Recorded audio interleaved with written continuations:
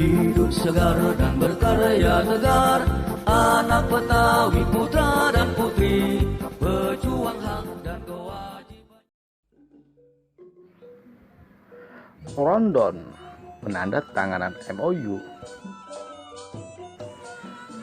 Rapat kerja Dewan Pimpinan Pusat Forum Komunikasi Anak Betawi ke-1 di Hotel Mega Anggrek pada hari Minggu tanggal 26 September 2021. Berbagai macam rancangan program-program kerja sesuai visi organisasi Porkabi yang tertuang di ADART, baik di agama, ekonomi, sosial, budaya, SDM, kesenian, pendidikan, kuliner, dan khususnya Koperasi Babe, Bakti Anak Betawi Sejahtera.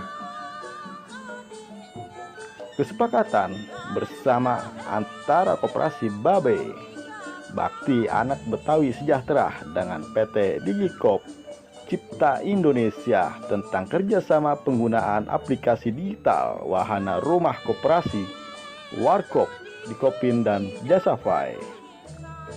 Untuk penandatanganan MOU ini, Koperasi KBS akan diwakili oleh Ketua Koperasi KBS Ismail Jamil SEMM, dan PT Digikop akan diwakili oleh Saudara Ilham.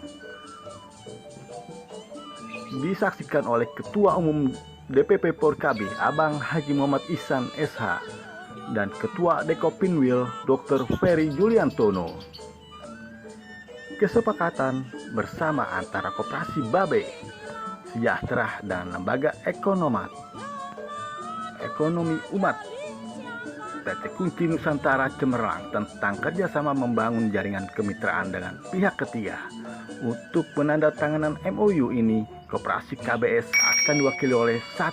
Ketua Koperasi KBS Ismail Jamil SEMM. 2. Lembaga Ekonomi Umat akan diwakili oleh Direktur Utama Bapak Haji Muhammad Harinaldi SE.